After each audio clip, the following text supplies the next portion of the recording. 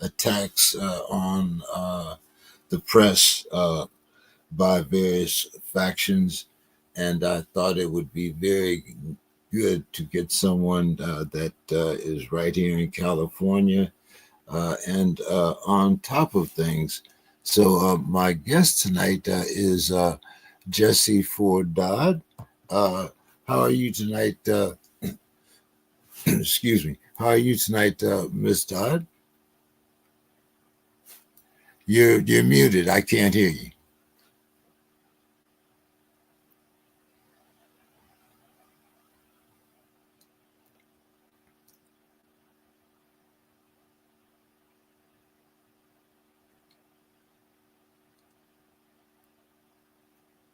Can you hear me? Okay. Yes, I see you're muted now. Maybe you can unmute. Let's see if I can unmute you from down here.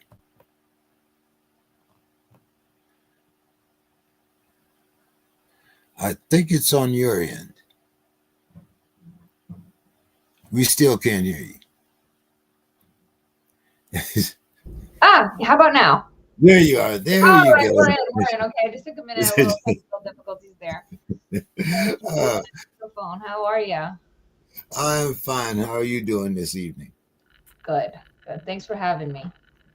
I noticed just before we came on the air, I went to your Facebook page and I saw you had a special a memorial to the victims of Auschwitz.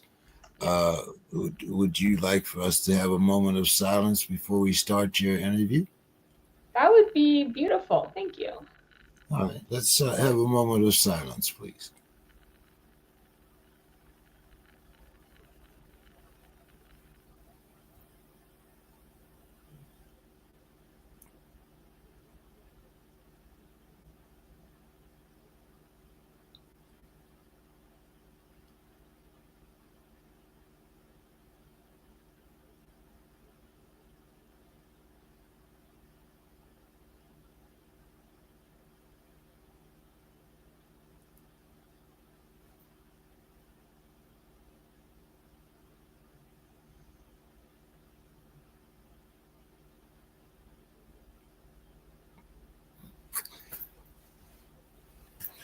So I wanted as I said, it seems, in this day and age, the word press and the word journalist seem to be things that are now ridiculed. I remember back in my day, these were very revered positions.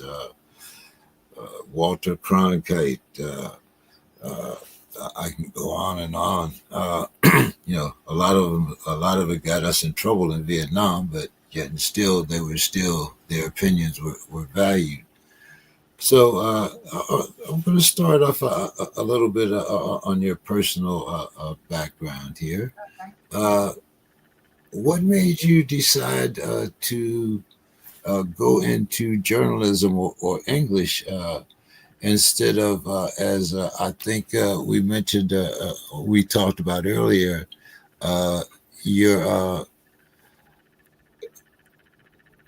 passion for English and creative writing during your college years, despite your majoring in business? Yeah, this is actually my third career. I was a nurse for 15 years. And, Oh, I went through a lot of health issues myself. So I thought that made me a little bit more compassionate as a nurse. And I was kind of pushed into it because it was like a good job, right? A reliable job. But then when you become a single parent, it's not. Because how do you get to the hospital at 7 a.m. and get your kid to school at 8 a.m.? You can't do it, And then I went through a bunch of health stuff where I found myself as the patient and my body kind of stopped working. And I said, I can't stand on my feet for 12 hours anymore. I started going back to school for business and journal and, for business mostly because they didn't have a journalism degree at the school that I got into. And then the pandemic hit and I know I made the right choice, for my life because I'm a single mom. So I had to stay home and homeschool my kid. So I thought, well, this is a job where if something happens, I can work from home. I can work from anywhere doing this job. We have the computers and the internet these days. We can kind of do it from wherever we want to, can't we? And so that's how it happened. And so I got an internship with this tiny little paper doing photojournalism because I love photography, and my father was a photojournalist. So I kind of grew up in the industry. I was my son. Now he's like me. I was that little kid going with my dad on assignments, going with my dad, carrying his gear, helping him out, seeing what actually happened, and then what it looked like when it hit print. And now my son's doing the same thing. He's coming with me on assignments that are safe. He's coming to see me interview people. He's, watching me and watching my pieces hit the air. So it's pretty cool. Huh. Yeah, my other show is a podcast that actually started out as a boxing show.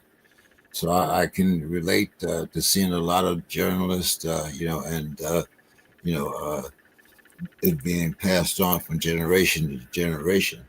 So I do applaud you on that. Yeah, it's interesting because I love medicine and I felt like I was helping, but at the same time, I always had this creativity inside me, and I felt like it was just so stifled, and I was not happy being a nurse. It's an amazing profession, and nurses are some of the best people in the world. But I was just so miserable. I just needed this creative outlet. And I love research. I like reading. I like writing. I've always loved writing. It's always been my favorite subject in school. And, I felt like I kind of had this talk with my son who's wise beyond his years. And I said, I'm going to go for it. And he goes, Mom, you got to do it now or you're never going to do it. He said, you got to follow your dreams, Mom. And I said, okay, I'm going to do it. Oh man, sounds like your son is wise beyond his years. Usually it's the other way around. Yeah. So when did you decide that writing about business wasn't fulfilling your expectations? I mean, I just, when I have to do business stories, I just get so bored. Some people are so into stocks and bonds and, and just that kind of thing. And it's just something that I just can't, when I ever have a business story, it takes me like 3 or 4 hours because I just sit there like staring up at the ceiling going, I like things that I'm interested in. But, as a writer, we have to write about things that we're not interested in too. We write what we have and what we're given and what's out there. But, I was just like, I don't want to be in business. I don't want to be a business manager. I don't want to be in charge. That's not, it doesn't really, but again, I had to go back and do something that wasn't nursing. I had to do something that had some kind of writing involved so I could get a job in journalism. It's just how it happened. Go ahead. No, go ahead. No, so I was wondering how your journey in your journey into journalism began, especially before COVID-19. Well, it kind of started during COVID-19. Like I had already started going back to school because I was like, I just need to get another bachelor. I need to get a bachelor's degree. I need to go and get something that's in some kind of a related field. I couldn't find a journalism degree online. So, I had the camera. I'd been doing fashion photography and I on the side as a side hustle, and shot for a bunch of magazines. And then I got this internship and there were some stories that I was like, hey, well, I can go shoot this if you have someone to write it. And they said, why don't you write it? I said, what do you mean? They said, why don't you write it? And I said, okay. So I just started writing. That's how it happened. I mean, that's exactly how it happened, actually. And then, a year later, I got my first job in television. And I didn't know anything about writing in television. I had written print. I'd written like 3 stories in print, and I got a job in television. And I learned how to write. And within 3 months, I went from a first time TV writer on the news to having my own segment, to being a weekend anchor, to producing 3 shows a week, and training the next people who are coming in to be on air. Now, When I want something, I go after it with insane passion. Just don't get in my way. And they said, "You're moving really fast." I said, "I don't know how else to move. This is just how I operate." You yeah, know? so some people, I mean, you have to get used to how, their speed, especially when they have a passion for it. I can kind of relate to that in the way my podcast started. Yeah. But Wait a minute. how Are did you you? a Steelers fan? You're a Steelers fan? Yes, ma'am. As you can Well, see, how are you feeling about the Super Bowl? Who you got? Let me just ask you really quickly. Who you got in the bowl? I have Kansas City. You got Kansas City? I have Kansas City. All right. It's actually a rematch of 3 years ago. Yep. One of the best Super Bowls that I think we had. I'm not one of those guys that's jealous about a three-peat. Um, I do like Saquon Barkley. I think he should be the MVP. But as far as my Steelers, we are a long way from getting back to a Super Bowl. We have some very pressing issues. Uh, what team do you root for? May I ask? I'm not a big football fan, Oh, but I'm a Boston girl, so I got to go with the Patriots. oh And my goodness! listen, if I didn't say the Patriots, they'd have me. My parents would have a call into me right now. So I gotta say, that's my parents' team. It's my team. So there we go. Well, how do you feel about Tom? How I'm do a you feel? Dodgers girl though. Like I'll watch the football. Like I'm a baseball. Uh, Tom Brady. I mean, Yeah, how do you feel about him going to the Raiders? I mean, owning a piece of the Raiders. it's an interesting move for him. The Raiders. I don't want to piss off any Raiders fans because they are really, really, they're crazy. So I'm not gonna say nothing bad about the Raiders on camera. That's not gonna happen here. Oh, Raiders and Cowboys fans, I leave those guys alone. Like, wow. yay. I pick on Cowboy fans incessantly. But you did you say you were a Dodgers fan? Yes, yeah. I Oh like wow, baseball. you guys seem to have bought you another pennant I think so. with that young rookie that you've gotten, and then you signed a reliever. I think Magic Johnson is printing money down there, some kind of $72 million for a Magic going on. reliever. Magic is the right word for it. Magic is correct. So, you know.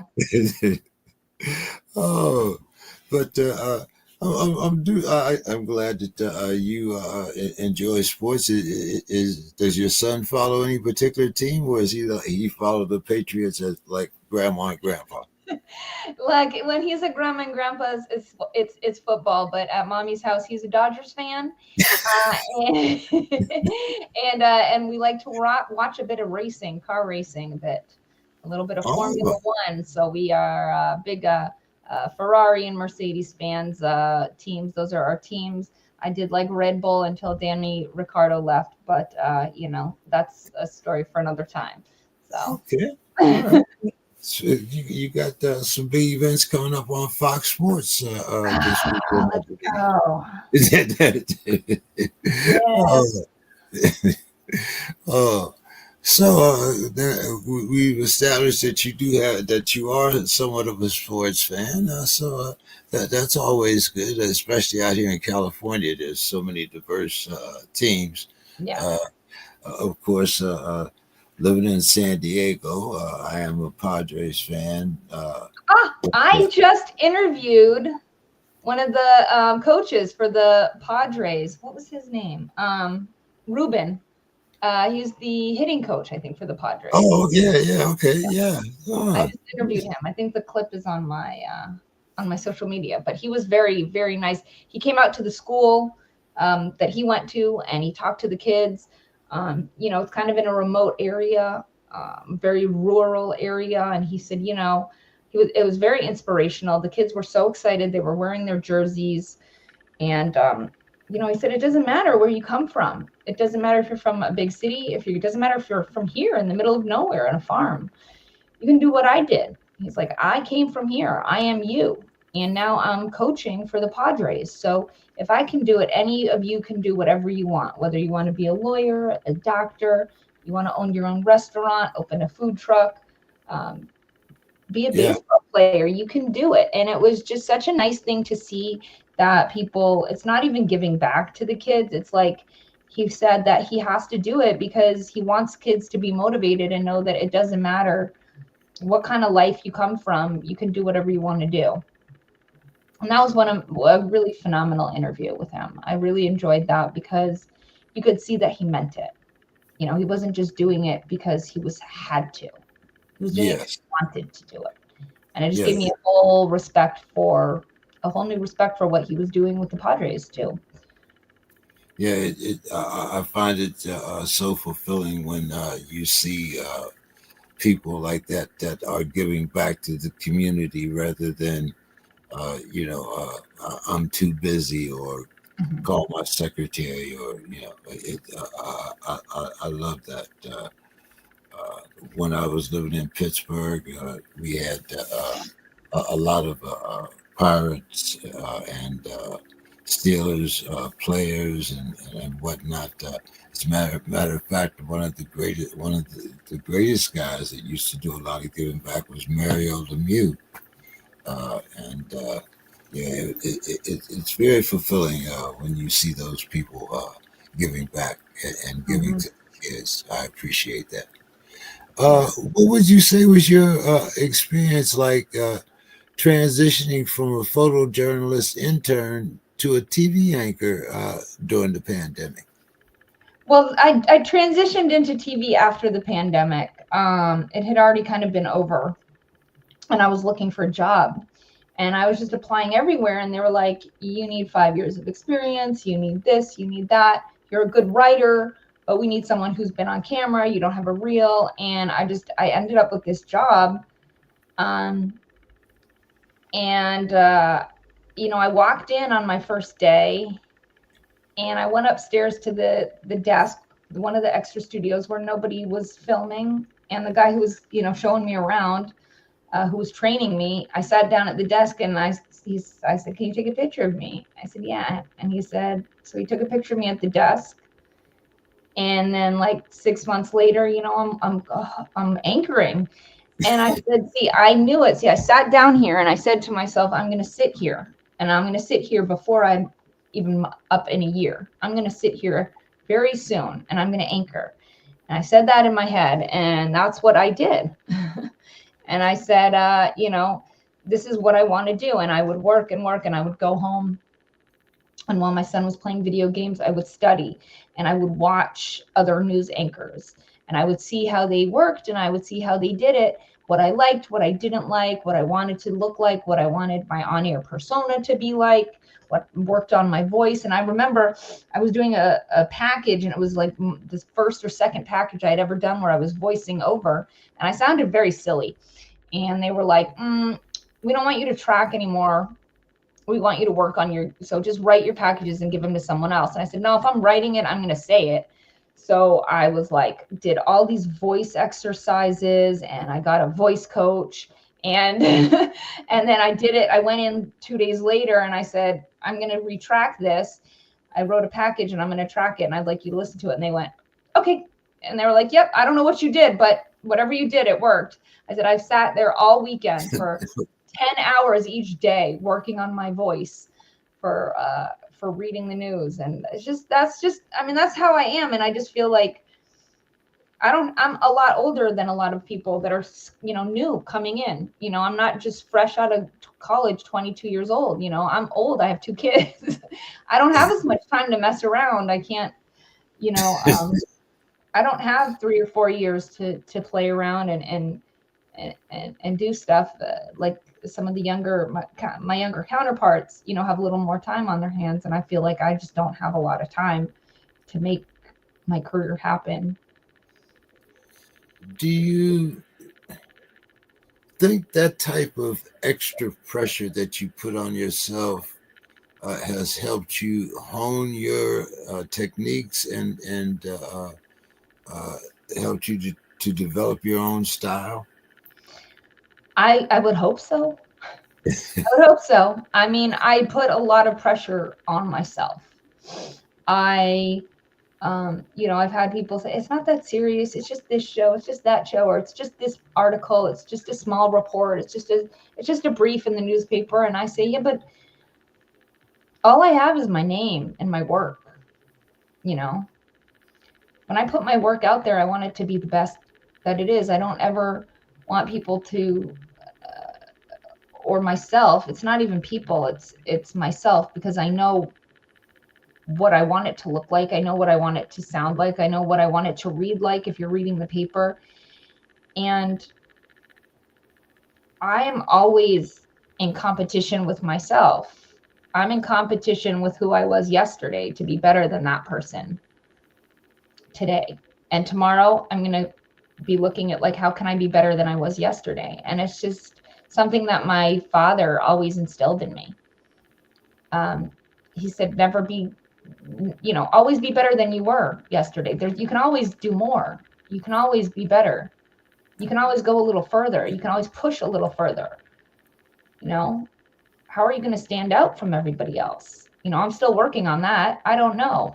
And I feel like it took me about 3 or 4 years to find a more, I'm really analytical. So it's a little bit harder for me when I'm doing a show and I have to have, like, make it more conversational. So that's something that I have to work on every day, is making my work a little more conversational, making it a little bit easier to read and not as technical. I'm more of a, I can get very, very, very technical sometimes. Oh, did you have to take some of those courses? I remember I hated them so much in technical writing. Yes, it's the worst. And I just, yeah. I mean, I think one of my first interviews that I ever did, I think I interviewed like the consul general of Poland about nuclear energy plant. I don't know anything about nuclear energy. I don't even know, to this day, I still don't understand it. Right. But I was up till like 2 o'clock in the morning studying nuclear energy. It was 3 questions, the on-air interview. It was a 5-minute interview. And my friend was like, you need to calm down because it's not that serious. Just ask interview. Just ask the questions. Just ask the questions. It's going to be 3 to 5 questions. You don't have to know everything about nuclear energy. And I was like, yes, I do, but I don't. So that, I've learned from that you don't really have to, because my mom had told me, she said, don't ever ask somebody a question that you don't also know the answer to. Because if they say something and you don't know what they're talking about, you're going to look stupid. Right.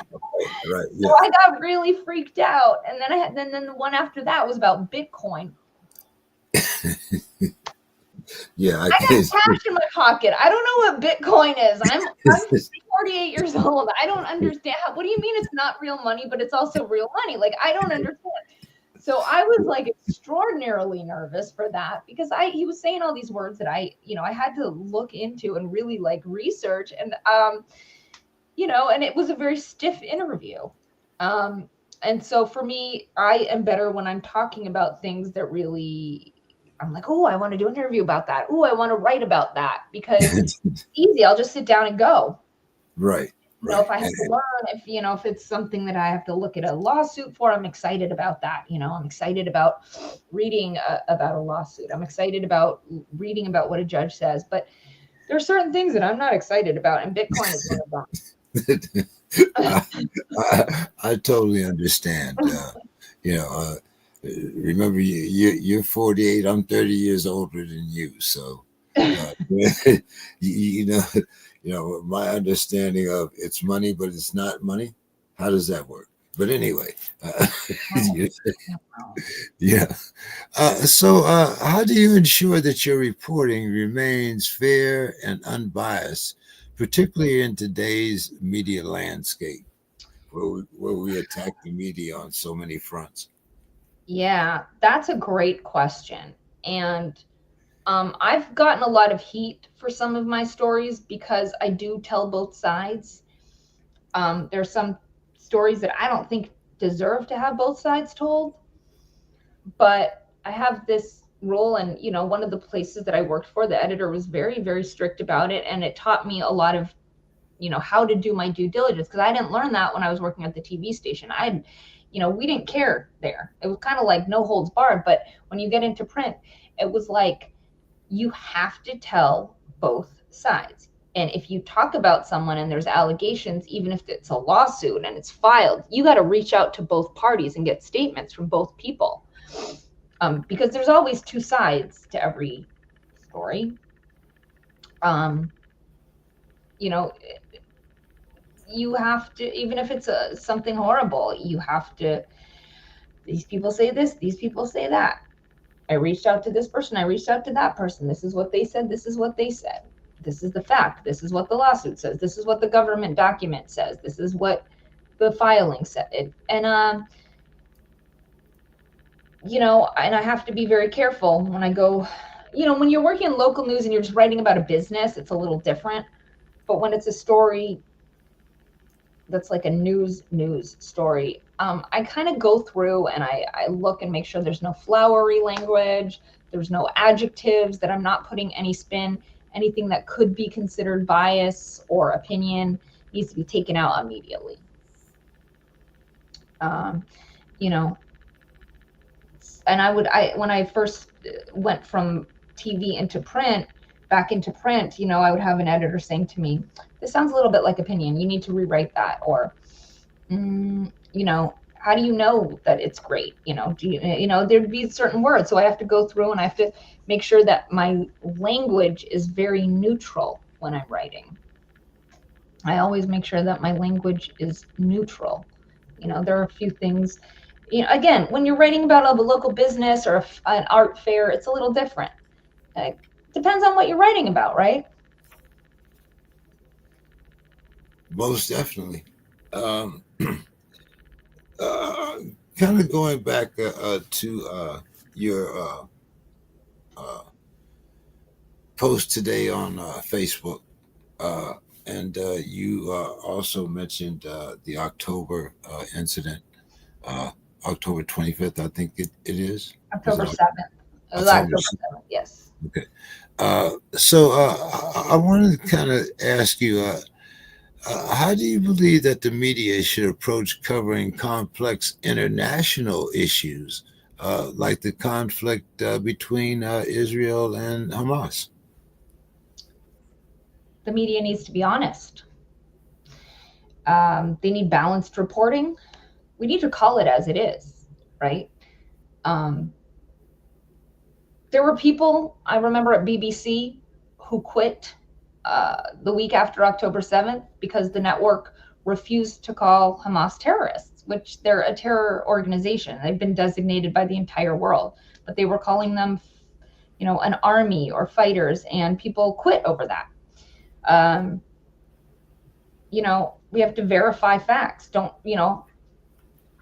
I saw this interview with Denzel Washington and it stuck with me, and I think it sticks with me all the time when I'm working. It's always in my head, where he said, he was talking to a reporter and he said, you guys are so interested in being first, you don't care if you're right. And that made me go, wow, you're so interested in being first, you don't care if you're right. Oh, I'll fact check later. And so for me, I'm not in a rush to break that news. I don't have to be the first person to put it out there. I need to make sure that I'm correct, that everything is verified, that everything that I'm saying is true and honest and neutral and historically accurate. Because we do have that a lot, especially with the internet now.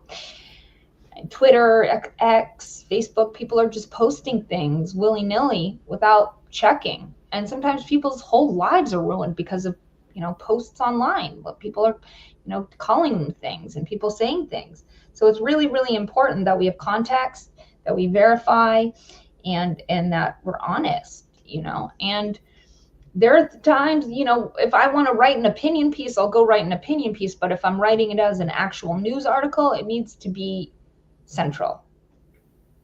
It needs to be neutral. It does.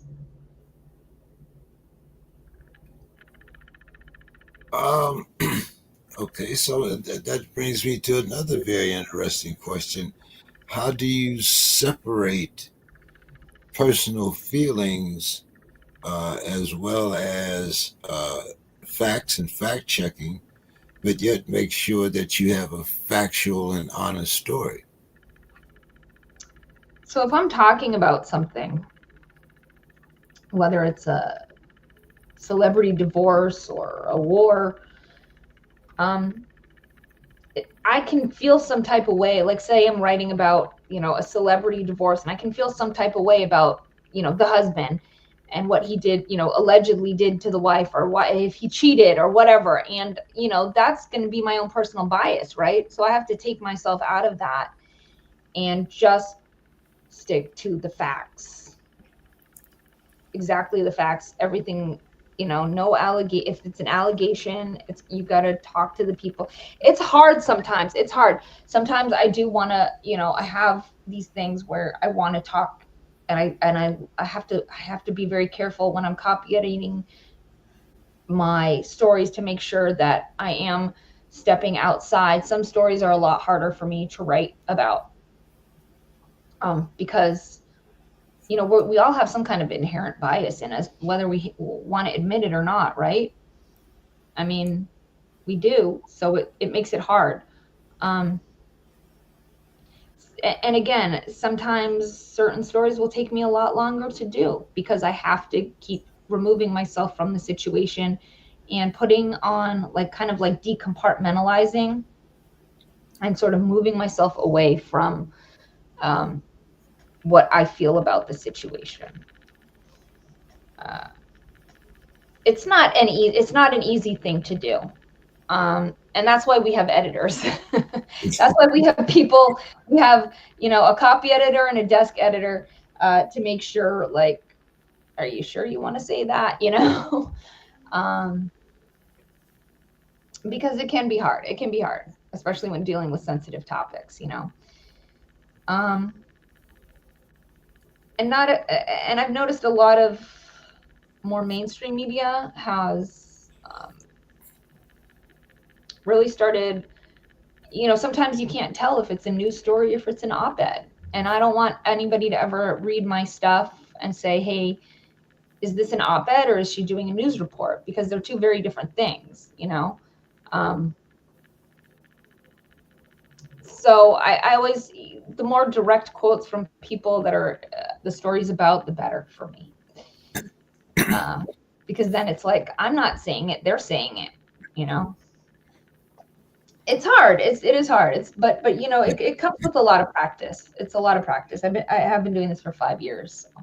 Yeah, when you mentioned the difference between an op-ed and an article, it does seem that we have a lot of op-eds rather than actual articles that are giving us the facts. I think if there was one thing I think that has changed in my years of watching the news is that we have become a nation that wants to hear more of an op-ed, what we want it to be rather than what it really is. Mm-hmm. Why do you think it's important for you to give a voice to the businesses and the farmers in Yeah. your report, especially where you are? Yeah, I mean, lately I've been doing a lot of reports about highlighting small businesses, and definitely talking about the farm industry and agriculture industry, something I really a year ago did not see myself writing about. Um, but I, so as far as the businesses, it's always nice to be able to talk about someone, their story, how they started, what they're doing, how they help, because that's more money for the community. That's more, that helps the community. It helps the city. Every small business operating is giving back to the city in some way or another. And a lot of people, if you don't go on their Instagram page, or you don't know about their website, or you don't drive past them, you're not going to know about their business. So how can you help small businesses thrive? I really like small businesses. I support small businesses rather than huge corporations where you just have these layers and layers and layers and layers of people, and then the guy up here is getting really, really rich, and they got the people down here who are making him really rich. Where small businesses can help really just support the community, support their families, send their kids to college, rather than just working for someone else. It's really nice to be able to show that every business really started as a small business. If you think about it, even Walmart started as a small store. Starbucks started as one store in Seattle, and now look at it. So you never know uh, what could happen with small businesses. As far as farmers, well, they're the backbone of this country. If we don't have farmers, we don't have food. You know, they feed America. The farmers deserve everything, and everything that's going on with them. It's very important. You don't think about this if you're in, Rhode Island, and you're Pennsylvania, and you're going into a Whole Foods or a Sprouts. You go in, you buy your food. You don't think about where it comes from. It's really interesting to watch the whole process and see, the vegetables, the workers, what they do every day, 24, not 24 hours a day, but it's a full-time gig every single day. They're working to feed this country. So farmers and agriculture industry is extraordinarily important. Now, have you had a story that you've covered that has had a lasting effect or lasting impact on you? There have been quite a few that have had lasting impacts on me. There have been a lot.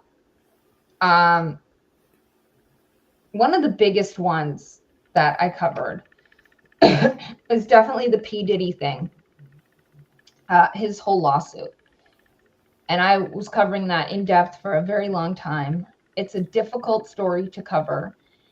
And it's one of the ones that does keep me up at night, because how, now I know he hasn't been found guilty yet, but I've read every single court document. I've read every statement from every witness and every alleged victim. And I'm going, how did this we're talking about 20, 30 years back that it's been going on weekly, monthly for 20, 30. How does nobody in that party, how does nobody who saw any of this stand up and say, this is wrong?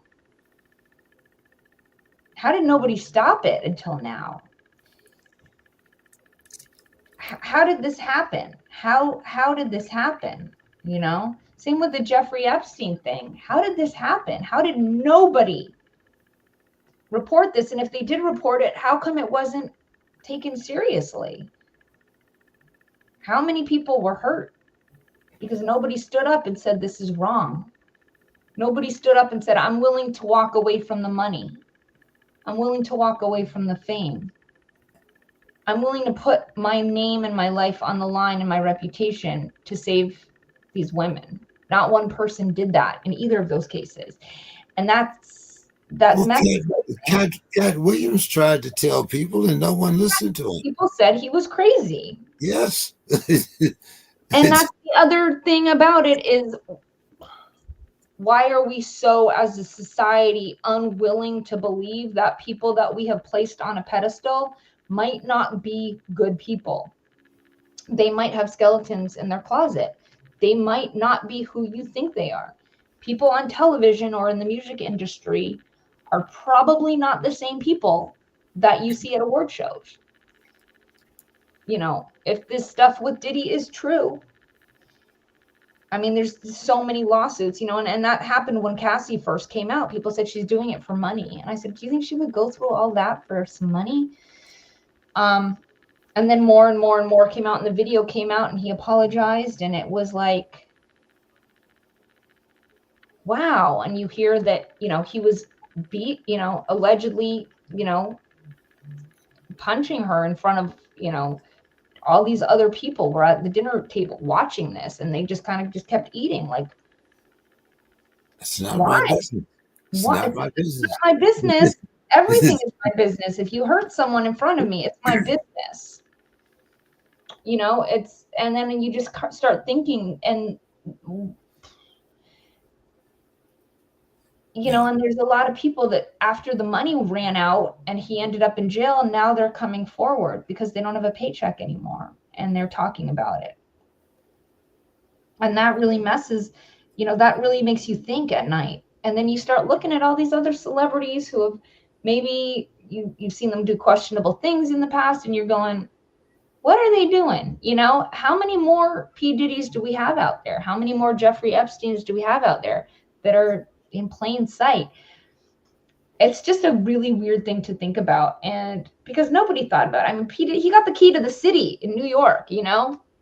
Everybody wanted to be on Bad Boy Records, you know? He was out there doing his thing, you know? Yeah. Yeah. And, and it's like, wow. You know, same thing with R. Kelly. Like, God, this is one of the biggest stars in the world. Wait, what do you mean? You know, Bill Cosby, you know, those cases like that where people, they're like your childhood heroes, and then you realize that they were just horrible, evil people. It's very difficult to wrap your head around that. Uh, I want to go just a little further off course here, and if you're uncomfortable, you can just tell me. Uh, what about some of the religious organizations that we hear of, and we don't want to either? I mean, you know, they've volunteered to give so much money to victims relief and things like that, but do you find those types of stories equally as disturbing? Oh, more disturbing, because there's, you know, the Spotlight team at the Boston Globe, uh, they blew the roof off of that, right? The Catholic Church in Boston. They blew the roof. There's a phenomenal movie with Rachel McAdams where they talk about, where it shows what they did in their investigative reporting into certain churches. And, you know, I think it's scary because you're supposed to be able to trust your pastor. You're supposed to be able to trust your, whatever religion it happens to be, your rabbi, your youth pastor, this and that. And those are the people that you go to in your moment of need, right? You go to the church, you go to your religious group, and it's just, it's terrifying.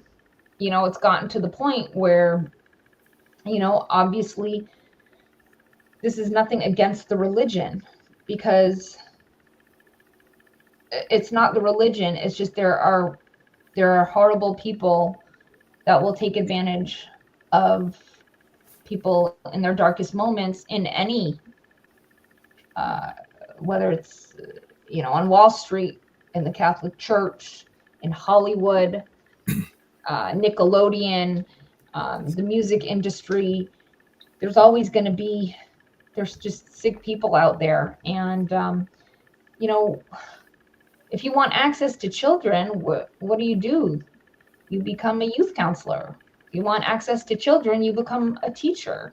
Not all teachers are doing it for that. Most teachers, almost all, like 99% of teachers are amazing people. There's that 1%. Same thing with priests. They're phenomenal people who, preach the word of God, but then there's that 1% that, and it makes you question everybody. And you walk in, you're looking at the people like, Yeah, I grew up in a foster home, and we used to try to, we knew that there were things going on, but because we were kids, no one believed us. yeah. And Well, so, I do understand. Uh, to listen to kids, because look what happened with the whole Nickelodeon thing. Children were being abused and no one was listening to the children. Could have no, saved a bunch of kids from being harmed. But people like to say you're making up stories because they don't want to believe that something could be horrible. But whether the victim is a man, a woman, a young girl, a young boy, victims need to be believed. yes, yes, very sad when you don't believe the innocence of children. Uh, but I want to ask you about the recent fires. We've had some down here in San Diego uh, Yeah. that thankfully they were very small and were got under control very quickly. I'm not really sure about how things are down around your neck of the woods, but have they had any impact, especially from a political perspective? When we're talking about we should have raked the forest. You know, the started by Martian Jewish space lasers. I mean, there's so many, so much crap. And then now we've had rain the last couple of days, and there's a possibility of mudslides. So, And always, how are things down there around you? I'm in a they're, major they're, city. they're pretty dry. I mean, it's raining a bit, but we don't really get fires out here because I think it's pretty much like, we have the cities, but there's so much farmland and the Colorado River, and there's just canals up and down the street. So there's constantly water going everywhere. Daily, everything's being sprayed with water. Uh, but my heart just breaks. I lived in LA for 35 years. My mom is there still, my sister, my friends. My mom got the evacuation order. Luckily, it was lifted after like 10 hours. But the power's going on and off, and the fires are just so close, and people lost everything. Everything. Their lives are gone, and and for me, especially like on social media, the Palisades, it's not just about, people are saying, oh, it's just about the wealthy Hollywood elite, but you don't think, there's all these little shops, and people who worked in those shops lost their jobs. You know, People who worked in the dry cleaning place there, that they lost their small businesses. Altadena is a predominantly historically Black community. That was generational money that people had worked for and saved for. Um, and it's all gone. So many Black people and brown people in Altadena lost their entire lives, and lives were lost. And of course, when you have something like this, it's immediately going to be politicized, because it always is. That's just the nature of things. But it's been a mix of these commendable efforts of people coming together to help save people's family pets, to help evacuate people. Just the strength and bravery of the fire departments. We had Imperial County Fire Department. We had, San Diego. We had Riverside. People all came out to help the community and band together, evacuating people, helping elderly people, getting all the animals, the forest animals, the pet animals, wildlife. Everybody came together, but there's so much frustration with the powers that be in California right now, and I can feel that and I understand that.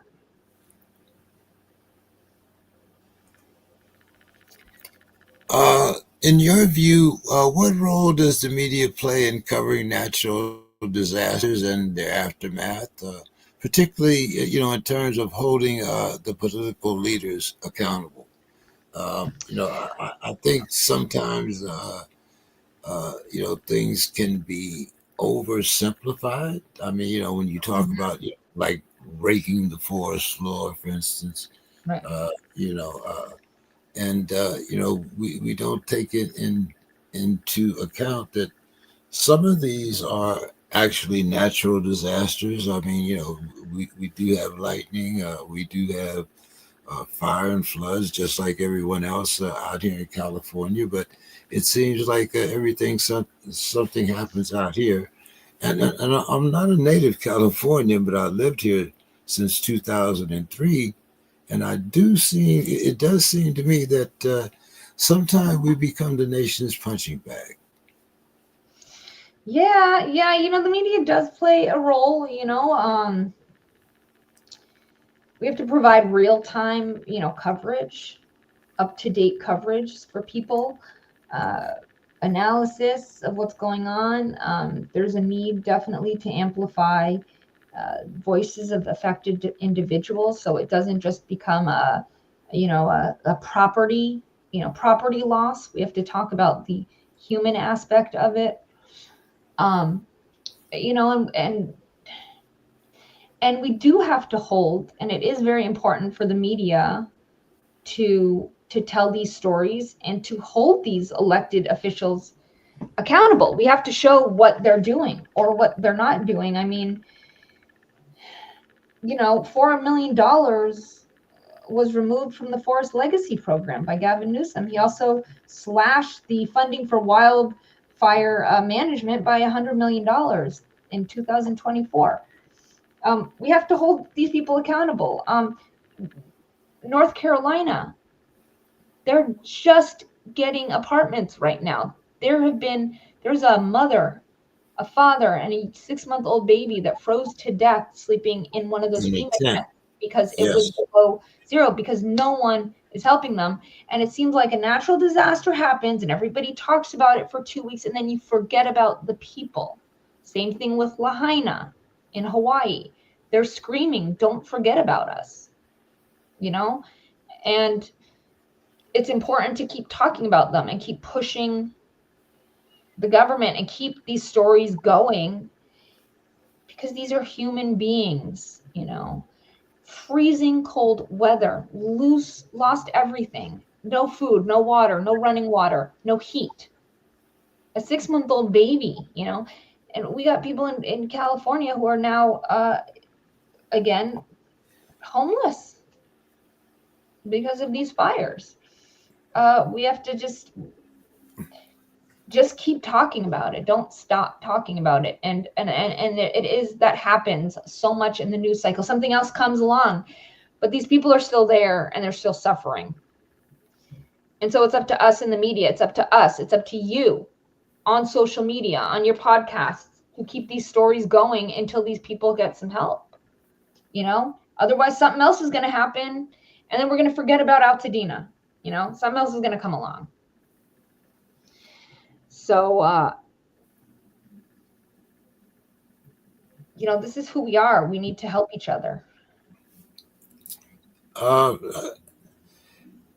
I'm kind of glad that you mentioned that because and I may be a little pessimistic here, but with all of the fires that are happening up north, it would seem to me that sooner or later, down south here, mainly San Diego, we're going to have another influx of homelessness Yeah. because as you said, these people have lost everything. So, what have you heard, or do you know of any uh, uh, programs that are perhaps being started to relieve some of the pressure that is surely going to be coming down south here between the homelessness from the fires and what we're going to be experiencing down here on the border, it seems like to me that San Diego is going to be in for a period of chaos. Well, a lot of people did evacuate to San Diego. From what I saw, people posting videos saying they were going to San Diego. A lot of the people in the Palisades are affluent, and some of them do have second and third homes, and can afford to rebuild and not sell their homes. What I have seen is that people, especially in Altadena and Castaic, um, and Silmar, people are saying don't sell. Just start cleaning out and get a trailer. Get a $10,000 container home, put it on your property, and don't sell. Not everybody can do that, but a lot of the people that can do it, I've seen they're doing that. I don't know what that's going to mean for the homeless community. Right now, I saw somebody say that she spent $8,000 already on Airbnbs. And I said, you could have bought an RV for that and parked it on your property. So just, we need to be smart with your money. Buy a boxable. If you got $8,000 on you, buy a little container home. You can hook it up to the sewer. You can buy an RV. You can keep your property. Don't sell, because now we're seeing these corporations come in and start offering people money for their land, and that's very sad and predatory. People are moving. But we've seen this practice with the fires in Hawaii. Yeah, Hawaii. They did it in Hawaii, and that was not an extremely wealthy neighborhood where people were thinking we don't have any other choice. But that's native land. Don't sell it. It's really just a sad thing. And I know people, and there's a company, and I can't, the name escapes me, but they have been doing donations and actually buying RVs for some of these families in North Carolina and bringing them there so that the families, the kids, and you should see the look on the children's faces. They are so happy to have a brand new RV with a little bunk bed and a kitchen. And they're so excited to have a home again. Structured. Yes, we're not staying in a shelter. We're not staying in a tent. We're not staying in, a school gymnasium. They have their own space, and it's taken a private company to do that for the citizens, where the government should be doing that. Or, one of those big RV or container home companies should, how much would it cost them to donate 10 of those? Well, we just gave Tesla a $2 trillion project. You don't think he could put up 50 homes? It could do like 50 pop-up homes, tiny homes, just somewhere for the children to sleep. And it seems like there's a solution, but even Camping World or whatever, it would be a tax write-off for them. But no, we have to all pool our, people get donations and help people. But and it happened with Katrina. We had to have private citizens go down and help clean up. That doesn't make any sense to me. It still doesn't make any sense to me. So, what are some of your future goals that you have for your career in journalism? I have a lot of goals. I wanna expand. Right now, I'm back doing little local news. Uh, I wanna do some more national projects. I've got a couple of documentary projects I've been working on for the last couple of years, so hopefully get those released. And I really want to help the next generation of journalists. I'd love to mentor some young journalists, and help, because we need honest journalism. We need people who are not afraid to ask questions and who are not afraid to have people not like them, And I tell people, they say, oh, I want to be a journalist. I want to be a writer. And I said, just make sure you're okay being hated, because you're always going to have somebody hate you. And if you can't handle that, then you are in the wrong business. Yes, that's definitely true.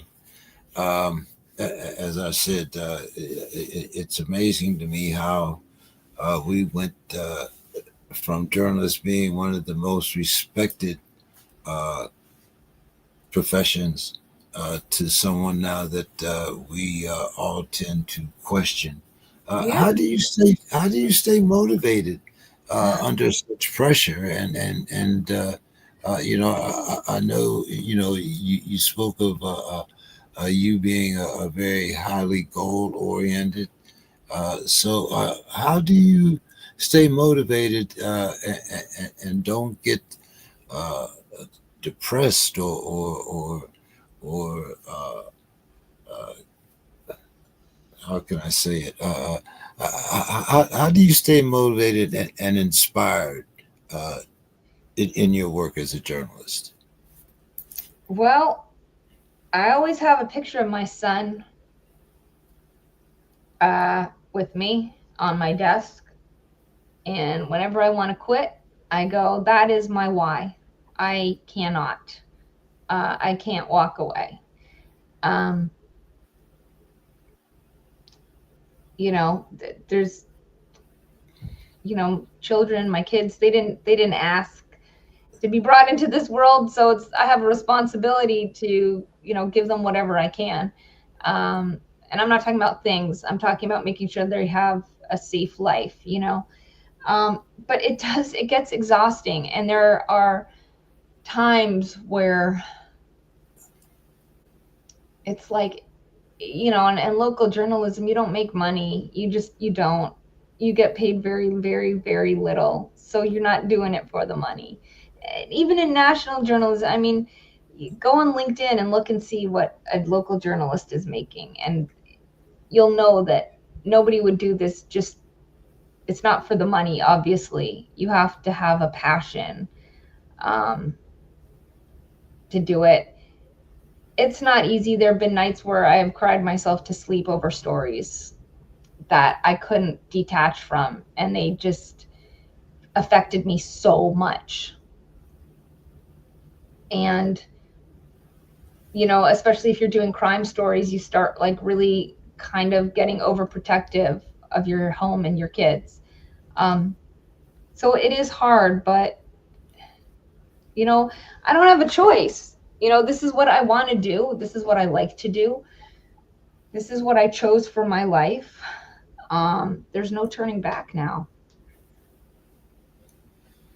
What advice would you offer to aspiring writers and journalists who are starting out in the industry? Well, no, even better yet, who may be have had some time and experience in the industry, but find themselves maybe a little encouraged by current events and as I say, by uh, the sudden stigma that we put on uh, the industry as a whole. I would say, make sure you're in it for the right reasons. Don't. There was a girl that I worked with, and she just wanted to be on TV and be famous. That's not the right reason to do it. You really have to have a passion for the news. And if you love what you're doing and you're good at it, just keep going no matter what roadblocks come in your way, no matter what comes in your way. And never stop learning. Never think, oh, I have a show. I know what I'm doing. Because every day is with the news. No 2 days are the same. There's never been any 2 days where it's not, you go to work and you trade the stocks and you do this and that, you do your accounting, you do the books. No, you go to work and you never know what is going to get thrown at you. You just don't know. But if you love it, just keep going. Just keep going. And don't, the biggest piece of advice that I could give anybody who wants to be a writer is do not be afraid to A, ask for feedback, and B, take the feedback. I will turn in things and ask people who even I don't work with, who are other writers that I know, can you look at this? Is this a, can you, I used to every day, and it would be crazy. I would tape my shows and I would go into my friend and I'd say, can you look at this and tell me where I can improve? Oh, you've been doing this for a year. I know, but I want to keep getting better. If you can't take advice or criticism, then this is definitely not the right job for you. You've got to be able to take advice. You've got to be able to take criticism and not get offended. And I don't. I take every single piece of criticism as a learning experience to make my next piece better.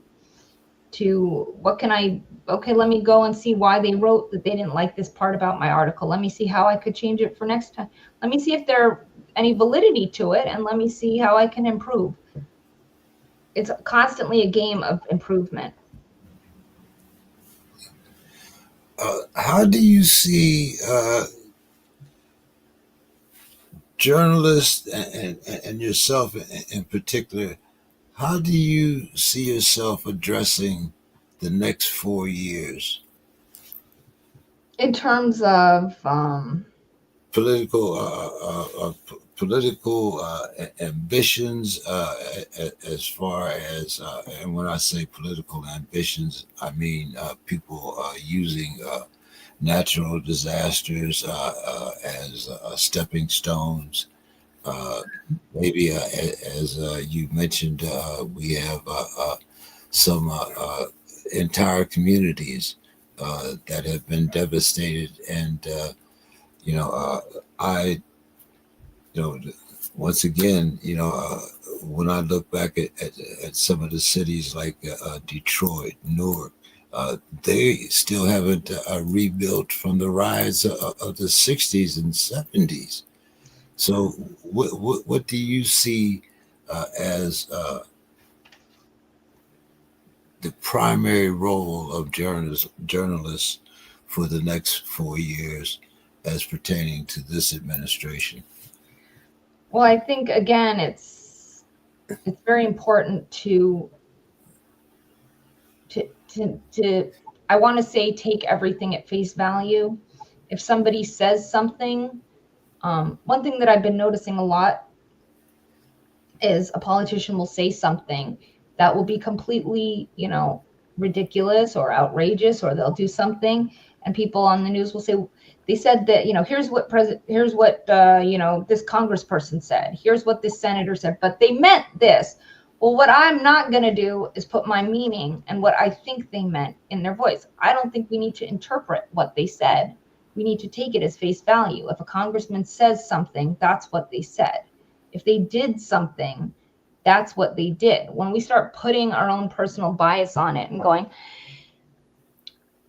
well, what she meant was, she said this, she did this, but you know what she was talking about. No, I don't.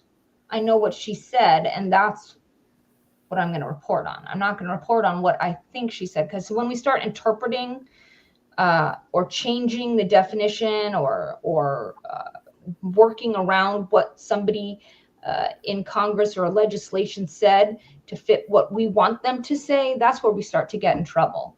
I think it's really important that we make sure that we don't do that, that we just really, again, just the facts, Jack. That's what my dad always used to say, just the facts, Jack. Just the facts, Jack. We don't put a spin on it. So-and-so, Marjorie Taylor Greene said this, but she meant, I don't know what she meant. I'm not her. She didn't say what she meant. She said this. That's what I'm going to write. That's how I'm going to interpret it. I'm going to say she said this. This is what she said. I don't know what's going on in their mind because they're not telling me, and I'm not going to put something in there that is wrong. So it's really important that we don't, whether you're an independent journalist, whether you're reporting on X, on TikTok, whether you have a podcast, a newspaper, a blog, a Substack, we got to stop putting our interpretation on what other people said and just They said it. Until they explain it, I'm not doing the explaining.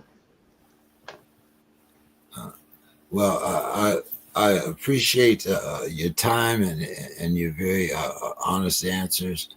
I uh, would really like maybe to have you back on the show at some time. Maybe I generally try to book a guest 120 days to see how things have progressed or digressed within uh, our administration and how things are taken by people. I'd like to maybe perhaps get your opinion on, well, I guess that would be an op-ed piece, but to just get some of your observations of how things have progressed or digressed within these next 120 days as far as the refugee situation, the homeless situation, and how things may have progressed in your neck of the woods, whether you're experiencing any repercussions or influx of homeless people. That sounds great. I would love to do that, especially, me being here 20 minutes from the border. I'm right in the thick of it, of what's going on. I've been reporting on it, and I'm happy to come back on anytime you would like to have me. Uh, well, I appreciate that. So, would you like to give our audience your final thoughts for the evening? My final thoughts are, when you're posting online, whether it's Facebook, if you're making videos, um, you know, uh, just be honest. Be honest with yourself. Be honest with your followers. Um, and, you know, we live in this day and time where anyone can really be a reporter, you know, as far as an independent reporter. If you have a cell phone in your pocket and something's happening, take it out and record it. Show people what's going on in your neighborhood, show people what you're seeing and let them in on your life, what you see outside, what's happening in your neighborhood, what's happening with your congress people. Everybody's got a voice and we have to use it. Now, I found you on Facebook. Is there any other social media that you're on? I'm on everything at Jessie Dodd, JESSYDODD. My name is Jessamyn Dodd. You can find me on X, Instagram, TikTok. If that's still going to be here, we don't know. But you can find me on all that, JESSYDODD, on all social medias.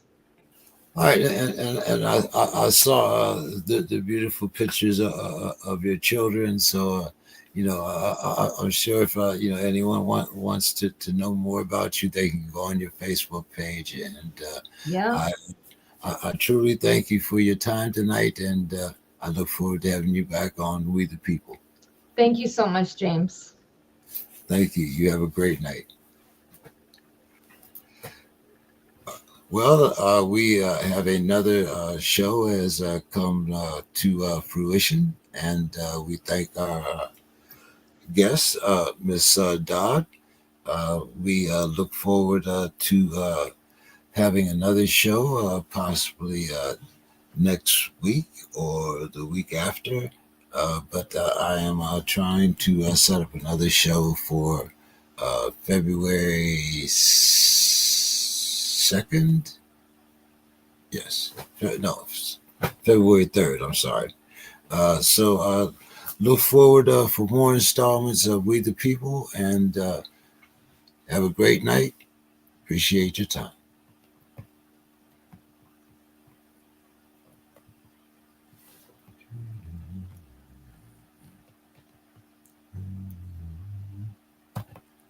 Okay.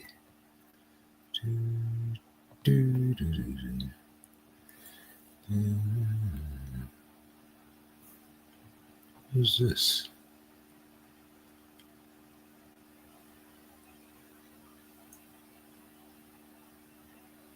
What is this?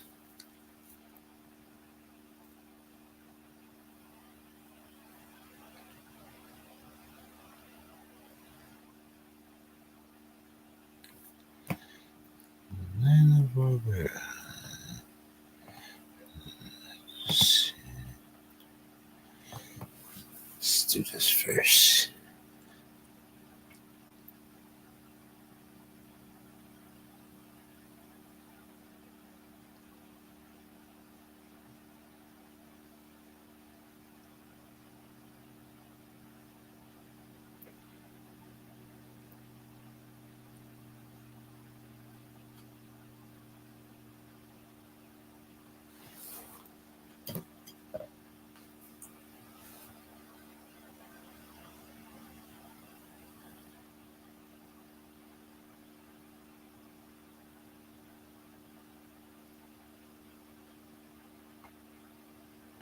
Ooh, yes, yes, yes.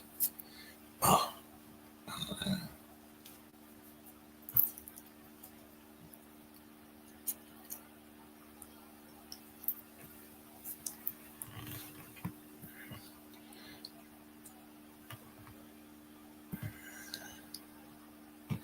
Newsmax.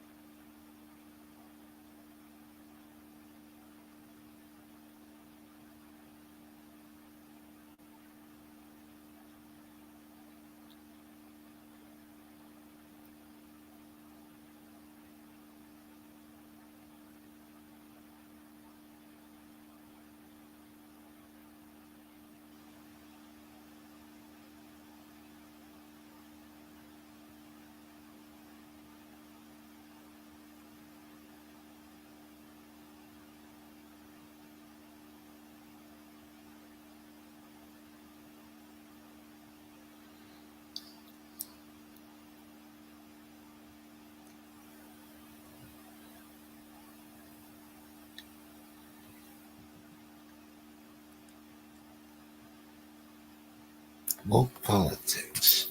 Okay.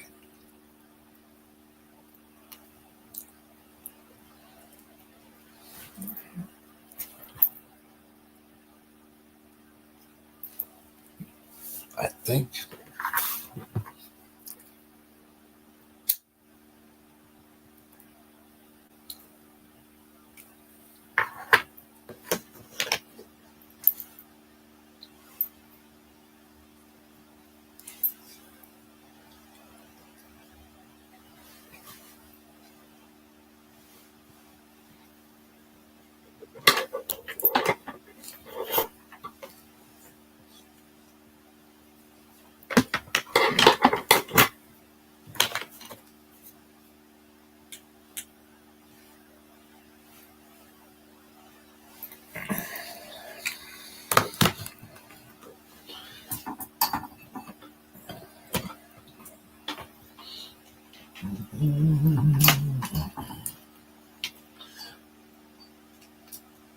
all right.